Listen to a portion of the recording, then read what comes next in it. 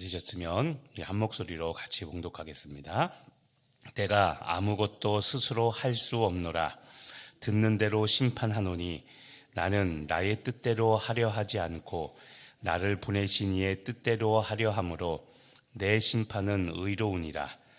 내가 만일 나를 위하여 증언하면 내 증언은 참되지 아니하되 나를 위하여 증언하는 이가 따로 있으니 나를 위하여 증언하시는 그 증언이 참인 줄 아노라. 너희가 요한에게 사람을 보내매 요한이 진리에 대하여 증언하였느니라. 그러나 나는 사람에게서 증언을 취하지 아니하노라. 다만 이 말을 하는 것은 너희로 구원을 받게 하려 함이니라. 요한은 켜서 비추이는 등불이라. 너희가 한때 그 빛에 즐거이 있기를 원하였거니와 내게는 요한의 증거보다 더 큰 증거가 있으니 아버지께서 내게 주사 이루게 하시는 역사, 곧 내가 하는 그 역사가 아버지께서 나를 보내신 것을 나를 위하여 증언하는 것이요 또한 나를 보내신 아버지께서 친히 나를 위하여 증언하셨느니라. 너희는 아무 때에도 그 음성을 듣지 못하였고 그 형상을 보지 못하였으며 그 말씀이 너희 속에 거하지 아니하니 이는 그가 보내신 이를 믿지 아니함이라. 아멘. 자, 어제 예수님께서는 어제 말씀 22절에 보면 아버지께서는 아들에게 심판을 다 맡기셨다. 심판을 맡기셨다. 그리고 24절에 보면 내 말을 듣고 나를 믿는 자는 영생을 얻었고 심판에 이르지 아니한다. 그리고 사망에서 생명으로 옮긴다면서 예수님이 심판하시는 심판주이심을 어제 예수님께서 말씀하셨습니다. 그리고 오늘 이어서 예수님께서 그 심판주라는 사실을 증언하고 있다. 누군가 내가 심판주라는 것을 증언하고 있다는 것을 이야기합니다. 오늘 32절에 보면, 오늘 30절에 보면 다시 예수님께서 심판 이야기를 합니다. 내가 아무것도 스스로 할 수 없노라. 듣는 대로 심판하노니. 예수님이 심판주이심을 말씀하십니다. 그러면서 나를 보내신 이의 뜻대로 하려 함으로 내 심판은 의롭다면서 역시 계속해서 오늘 예수님께서 본인이 심판주 하나님이라는 사실을 언급하십니다. 그러면서 32절에 나를 위하여 증언, 증언이라는 말, 증언은 법적인 용어죠. 법정에 갔을 때 증언, 어떤 사람이 보고 들은 것, 그죠? 그것만 얘기해야 되죠. 그게 증언이죠. 만약에 보고 들은 것을 말하지 않으면, 그 증언이 거짓되면 그 증언을 했던 사람도 벌을 받게 되죠. 그러니까 증언은 절대 거짓일 수가 없는 겁니다. 그런데 32절에 나를 위하여 증언하시는 이가 따로 있다. 내가 심판주라는 것을 증언하는 사람이 따로 있다고 말씀하십니다. 자, 그게 첫 번째가 누구냐면 33절부터 35절에 보면 한 사람이 나옵니다. 어떤 사람이 있습니까? 그렇죠. 세례 요한이 등장합니다. 자, 내가 심판주라는 것을 증언하는 첫 번째 증언자가 있는데 그게 누구냐면 세례 요한입니다.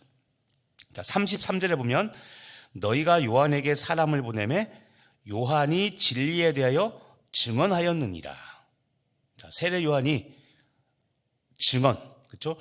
진리에 대하여 증언했다고 말하고 있죠. 진리에 대하여. 예수님은 진리시죠. 그러니까 이 진리에 대하여 증언한다는 것은 세례 요한이 나를 증언하고 있다라고 예수님께서 말씀하십니다.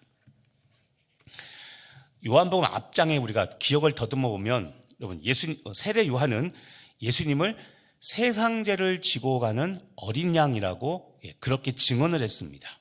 세상 죄를 지고 간다. 그래서 우리 죄를 담당하셨기 때문에 나중에 심판주의 자격이 있다고 말씀하죠. 또 세례 요한은 예수님을 자기는 물로 세례를 주지만 내 뒤에 오시는 이분은 성령으로 세례를 준다. 그러니까 자기보다 훨씬 더 능력 있는 분이라고 이야기를 하고 있죠. 세례 요한은 당시에 유대인들에게 굉장히 영향력 있는 사람이었습니다. 그래서 심지어 우리 이미 봤지만 사람들이 세례 요한을 메시아인 줄로 오해하기도 했습니다. 그래서 세례 요한이 조금만 교만했다면 그 사람들의 주목, 사람들의 관심을 이용해서 본인이 메시아인 척 할 수도 있었는데 세례 요한은 절대 그렇게 하지 않고 조금 전에 말씀드린 것처럼 나는 그분의 신발끈 풀기도 감당할 수 없다. 나는 물로 세례를 주지만 내 뒤에 오실 그분은 메시아는 성령으로 세례를 주는 분이다라고 이야기하며 철저히 자기 자신을 가렸죠. 주인공인 예수님만 드러나게 했습니다. 이 세례 요한이 첫 번째 바로 증언자입니다. 그리고 예수님께서 두 번째 증언자가 있다고 이야기합니다. 그게 뭐냐면 36절인데요.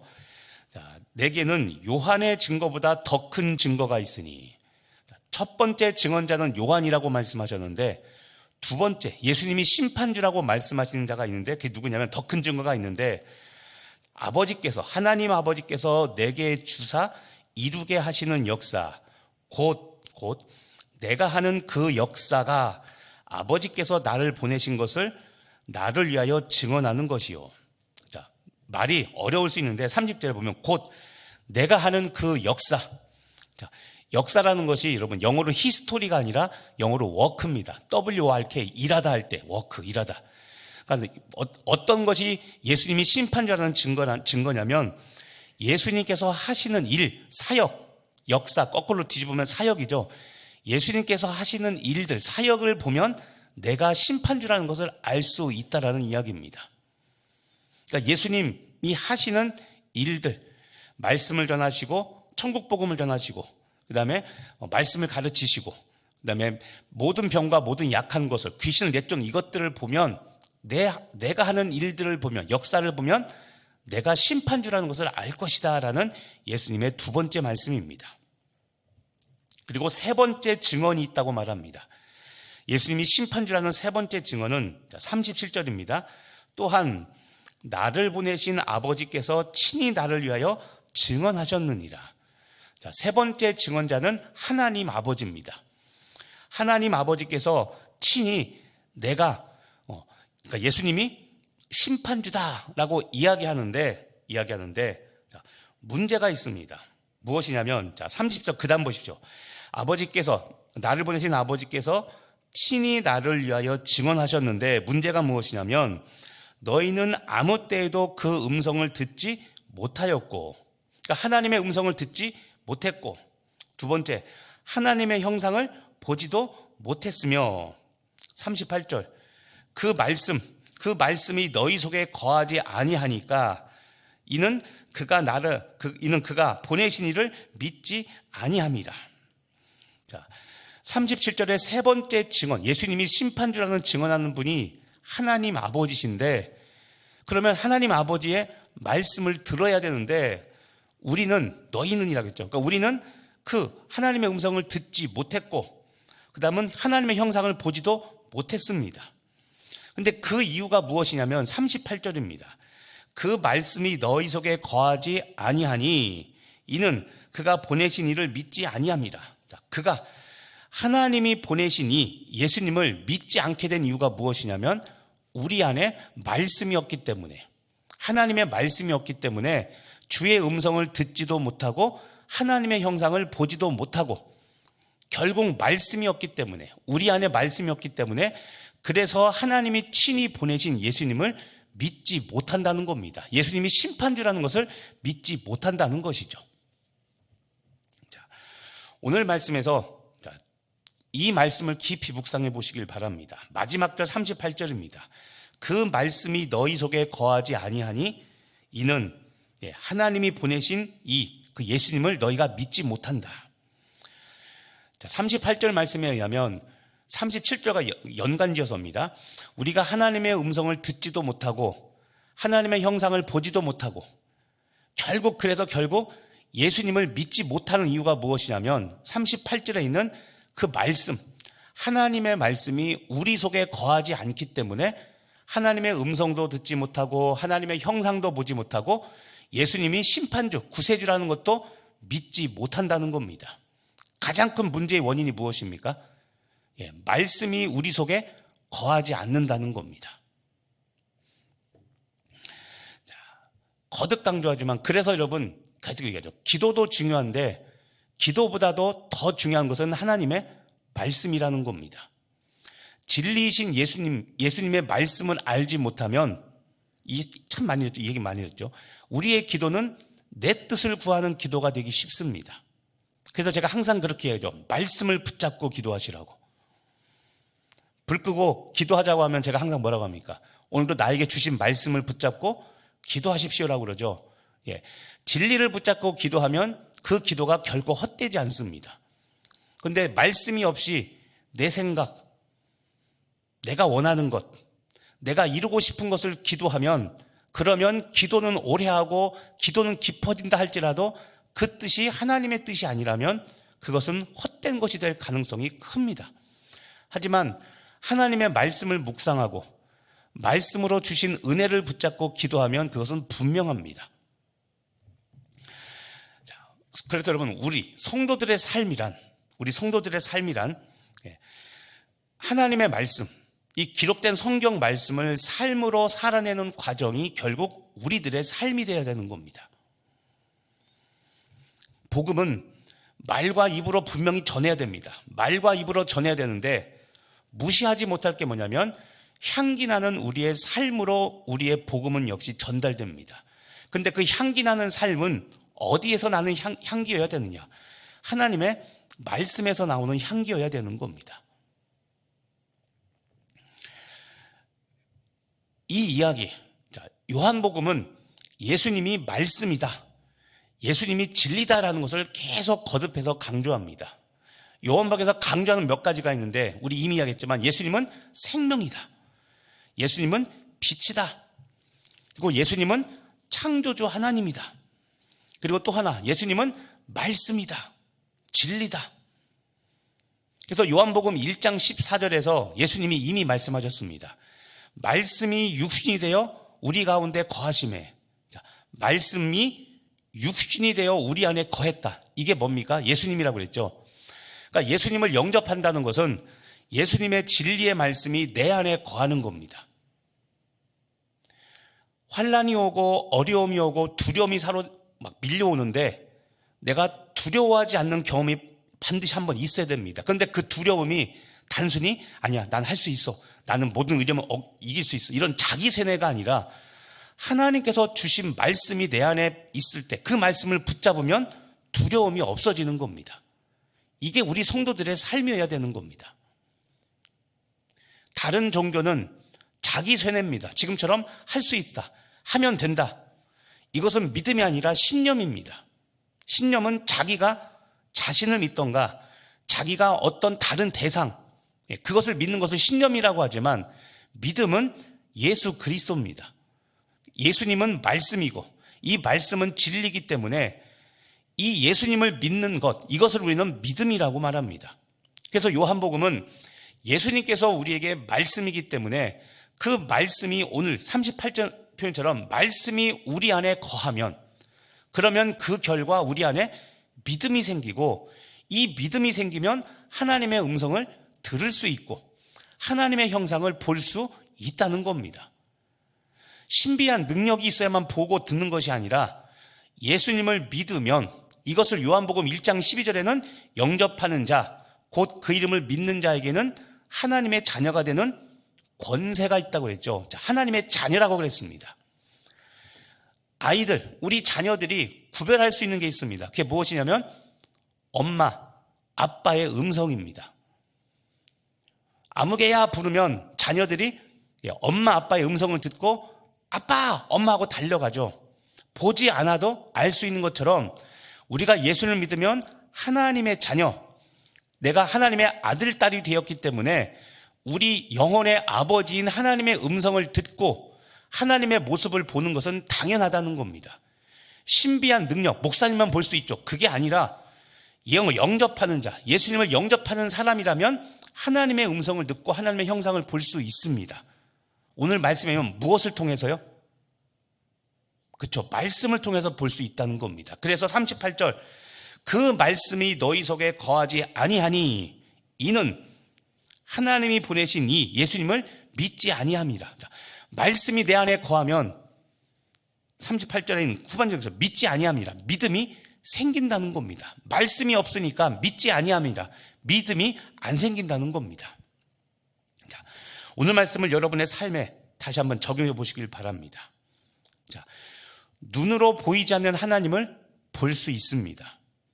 그리고 육신의 귀로는 들리지 않는, 하나 들을 수 없는 이 하나님의 음성을 들을 수 있습니다.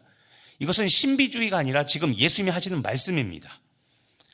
자, 육신의 눈과 귀로는 보고 들리지 않는 하나님의 모습과 음성을 들을 수 있는, 보고 들을 수 있는 방법이 무엇입니까? 예수님입니다. 근데 그 예수님은 하나님의 말씀, 진리입니다. 그래서 우리가 말씀을 읽고 말씀을 묵상하고 말씀을 삶으로 실천할 때 우리는 하나님의 음성을 들을 수 있게 되고 하나님의 모습을 볼 수 있게 되고, 그래서 우리는 믿음이 더 견고해지게 되는 겁니다. 중요한 것은 우리 안에 진리이신 예수님의 말씀이 거하는 겁니다. 이 말은 다른 말로 하면 내가 말씀 안에 거해야 되는 겁니다. 말씀 안에 거한다는 것은 말씀을 실천하고 그 말씀에 순종한다는 겁니다. 그러니까 거듭 이야기하지만 기독교는 순종을 굉장히 강조하는데, 여러분, 무엇에 순종할 겁니까? 그렇죠. 말씀에 순종하는 것이죠. 그러니까 말씀을 알아야 되고, 그래서 기도하기 전에 말씀을 묵상하고 나에게 주신 말씀을 붙잡고 기도하는 겁니다. 오늘도 기도하실 때 이번 주일에 주신 말씀이 무엇입니까? 기억이 가물가물하십니까? 그러니까 말씀을 놓치면 안 되는 겁니다. 그래서 목장에서 주일에 주신 말씀을 가지고 다시 묵상하며 한 주간 내가 말씀을 묵상하며 살았는가, 그리고 내 남아있는 인생 가운데 평생 그렇게 말씀을 붙잡고 살 것인가. 순종하는 아이들은 알고 있는 진실이 있다고 그랬죠. 마리아와 순종한 하인들은 알게 된 진실이 있다고 그랬습니다. 거듭 얘기하지만 순종한 소수의 사람은 다수의 사람에게 은혜를 끼치는, 복을 끼치는 통로가 된다고 그랬죠. 우리 각자가 그 소수에 순종하는 사람이 된다면 우리는 우리 교회뿐만 아니라 강릉 복음화의 위대한 사명을 이룰 수 있게 되는 겁니다. 자, 오늘도 이런 말씀을 붙잡고 기도하시고 말씀 안에 거하는 여러분 되길 간절히 바랍니다. 다시 한번 이 말씀을 오늘 여러분의 삶에 적용해 보시길 바랍니다. 자, 말씀이 내 속에 있는가? 말씀이 내 속에 있는가? 다시 말하면, 다른 말로 하면 나는 말씀 속에 거하고 있는가? 나는 말씀을 통해서 내 믿음이 생성되고 형성되고 있는가? 자, 믿음은 들음에서 나며 들음은 하나님의 말씀에서 난다고 그랬죠. 역시 믿음은 어디에서 난다고 했습니까? 하나님의 말씀입니다. 내가 믿겠다서 믿어지는 것이 아니라 말씀을 읽고 묵상하고 행동할 때 견고한 믿음이 생기는 겁니다. 이게 불변의 믿음의 법칙입니다. 나는 내 믿음이 말씀에서 생성되고 있는가 오늘 돌아보십시오.